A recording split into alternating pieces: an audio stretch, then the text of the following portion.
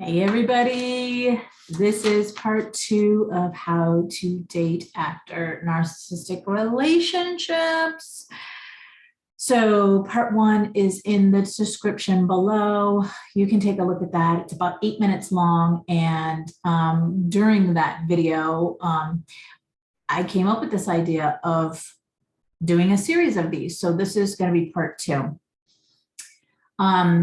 In the first video, I shared with you one of my dating stories of when I did connect with somebody and how it was sabotaged. And so today I want to share with you an even more impactful dating story after narcissistic relationships with you. So if you don't know me, my name is Denise Kavaliauskas. I am a transformational women's love coach specializing in healing after narcissistic relationships. I too was in a 22-year toxic relationship. He is the father of my 2 children, and after 22 years, I finally had the courage to leave, and here I am. So if any of this video or any of my videos give you value, please give it a thumbs up. Subscribe to the channel, because when you do that, it helps the channel grow, which in turn reaches more people like you and me who have been through these types of relationships and get the healing and the support and the accountability here for them to heal from the past. Okay, so I'm going to share this story with you to show you how until you cut the energetic cord to your past toxic partner, you'll continue to attract more of the same. So it goes like this. I met this guy, I don't even remember, one of the dating sites. And I was a little bit attracted to him, but not really.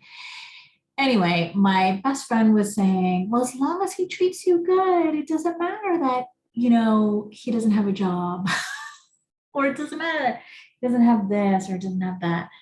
And I was listening because remember, I was married for 22 years. I haven't dated in over 20 years and I had no clue. So anyway, so this person wanted to, there was red flags from the beginning. This person wanted to say, I love you very early on in the dating process. Okay. I wasn't feeling it. I didn't feel comfortable to say it. I said it anyway. Obviously I didn't mean it.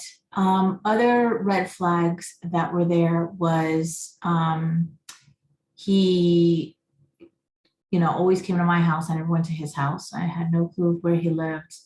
And his ex was still involved in his life, but in an unhealthy way. She was jealous.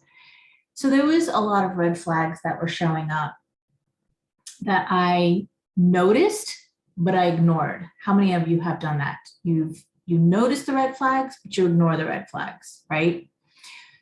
So fast forward to the first time that I go to Colorado. It's another Colorado story. In part 1, you'll know what I'm talking about. So I go to Colorado to visit my friends, and him and I are now in an exclusive relationship. And so there's a 2-hour difference because I'm on the East Coast. So 2-hour difference, and he wants to talk on the phone. Like he was being very clingy and needy. And I was in Colorado. I was visiting my friends. I wanted to spend time with them. Of course, I don't mind a texting and stuff, and I was only there for like 3 days. So it wasn't like I was there for a week or whatever.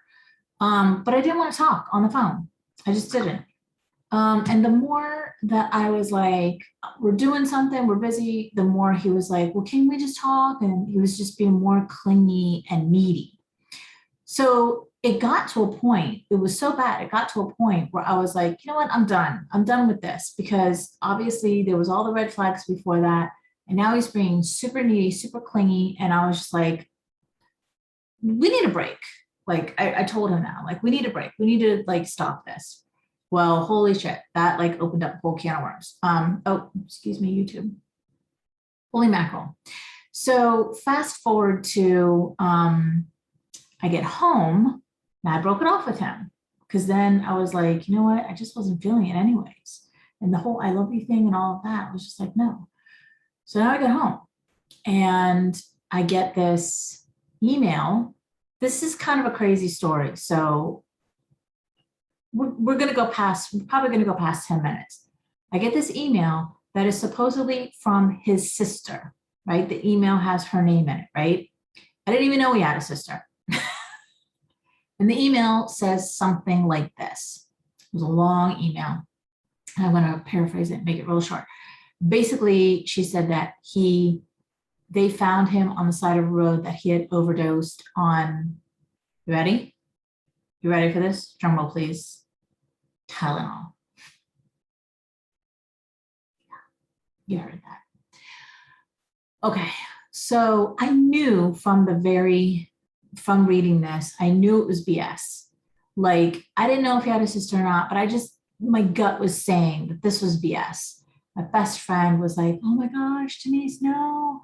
Like, wonder if this is true. And she had just told him off the night before, right? So she was like, oh my God, wonder if he really did attempt suicide, blah, blah, blah.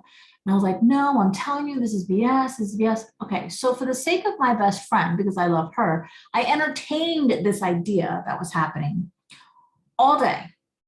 All day. I remember I was at work. It was when I did medical sales. So I was able to be on the phone in between my sales deliveries. So all day I entertained this. Finally. So now I started to ask questions like, oh, really? I acted concerned. I was like, oh, really? What hospital is he in? Didn't get an answer. Oh, really? And I just started asking like questions you would ask if this was a true story, right? Anybody would ask these questions if it was a true story.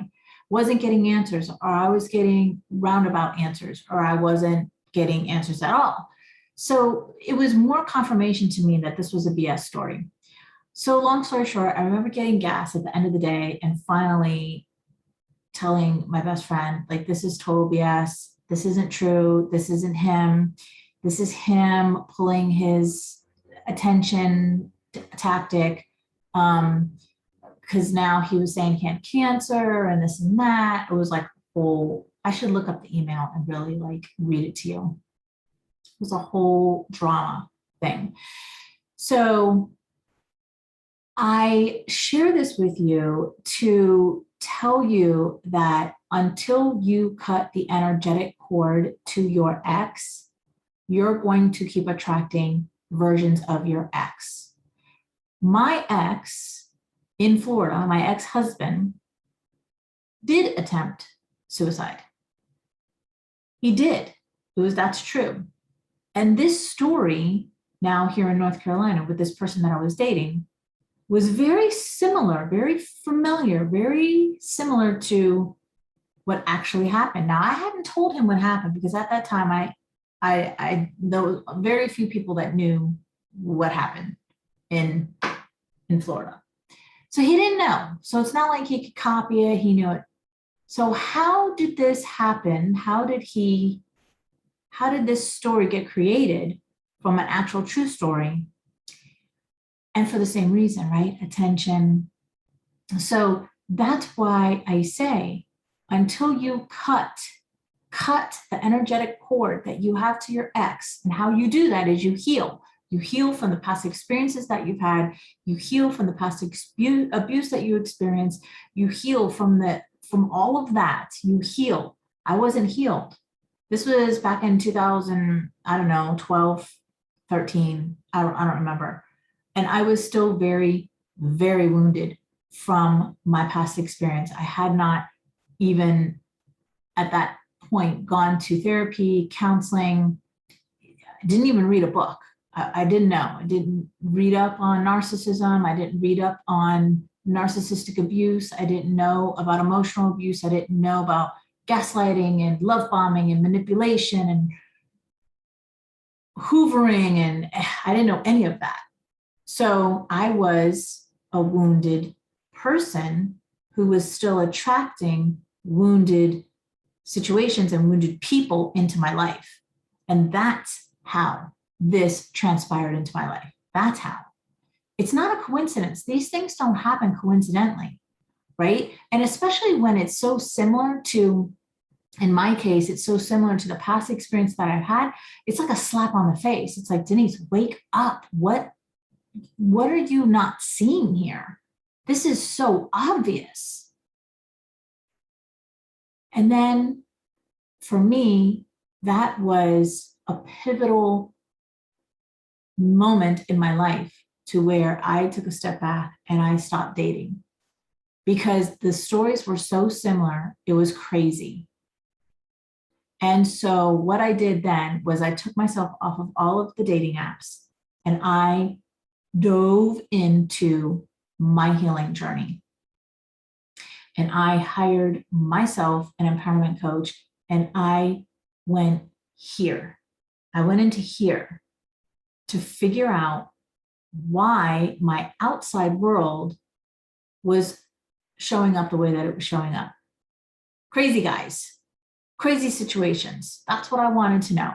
Why do I keep attracting these crazy guys in these crazy situations? What is it in me that is attracting these crazy guys in these crazy situations, right? So you can ask yourself the same questions, right? What is it in you that is attracting these crazy women or these crazy men? There's a reason why. It's not a coincidence. So I would say the same thing to you. Stop dating.